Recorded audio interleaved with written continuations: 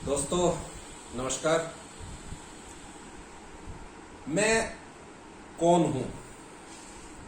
यह शब्द मैं कौन हूं आपने बहुत बार फिल्मों में भी सुना है और इसकी गहराई में जाते हैं तो बहुत कुछ सीखने को मिलता है कि मैं कौन हूं।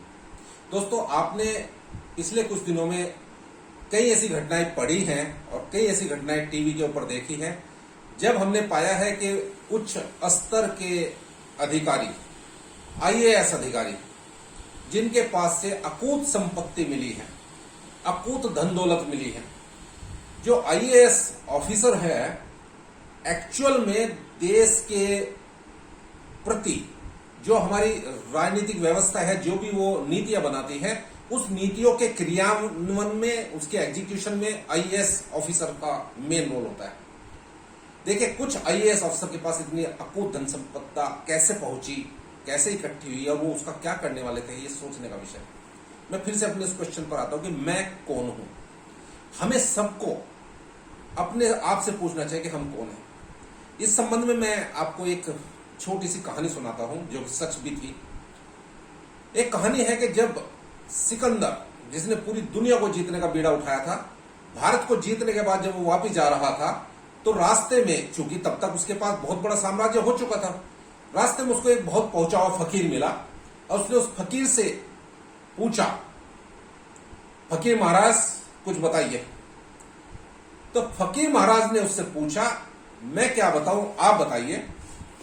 आप इतने बड़े राजा हैं, इतना बड़ा साम्राज्य है, लेकिन अगर आप किसी मरुस्थल में हो जहां चारों तरफ रेत हो, दोपहर का पूरा तपता सूरज हो, आसपास पानी ना हो, तो आप क्या करोगे?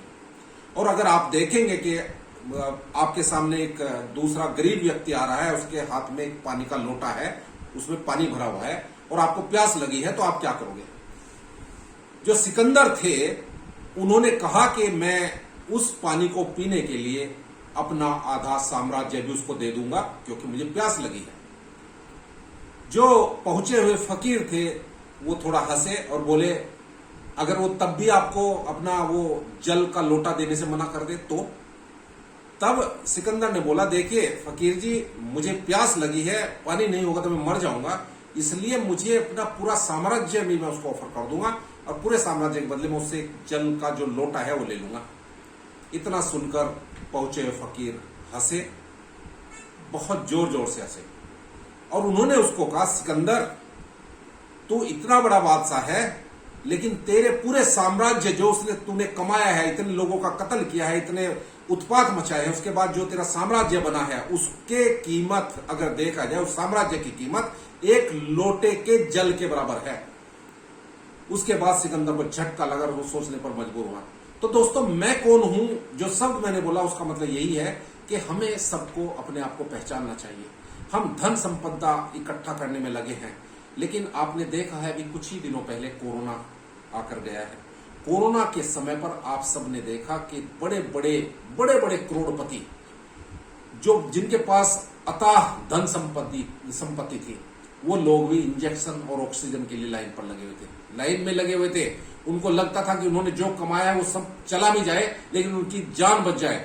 हमने वो समय देखा है। और आपको याद होगा कि रीवा, जो मध्य प्रदेश में है, रीवा में एक घटना घटी थी जहां बहुत पैसा लगाकर एक करोड़पति व्यक्ति ने अपने लिए सिर्फ 9 महीने भगवान से वो ले पाया है। 9 महीने में उसने अपनी पूरी प्रॉपर्टी बेच दी, पूरा करोड़ों रुपया लगा दिया, लेकिन 9 महीने से ज्यादा वो जिंदा नहीं रहा, उसकी सारी संपत्ति चली गई। तो दोस्तों, इस संपत्ति का करोगे क्या? आप गलत तरीके से संपत्ति अर्जित करते हैं, लेकिन किसके लिए? पहचानिए कि मैं कौन हूं। मैं हूं एक शरीर, एक इंसान। अगर मैं एक इंसान हूं तो इंसानियत के रास्ते पर चलना बेहद जरूरी है।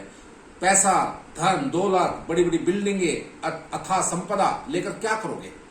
इस कोरोना ने हमें बहुत लेसन सिखाए हैं, हमें बहुत कुछ सिखाया है, लेकिन हम सीखने को तैयार नहीं है। हम लगे रहते हैं एक दूसरे का गला काटने के लिए।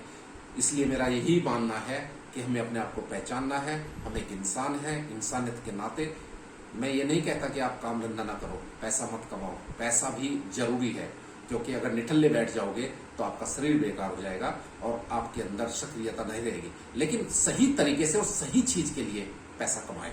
ताकि अगर आपके पास कुछ अतिरिक्त पैसा है तो जरूरतमंदों पर खर्च कर सके। बहुत लोग हैं जिनको 2 टाइम की रोटी भी नसीब नहीं होती, उनके लिए कुछ कर सके तो बहुत अच्छा है। इन्हीं शब्दों के साथ मैं इस सवाल का जवाब देते हुए आपके सामने से विदा लेता हूं कि मैं कौन हूं। जय हिंद, जय भारत, जय राष्ट्रीय विकास संगठन।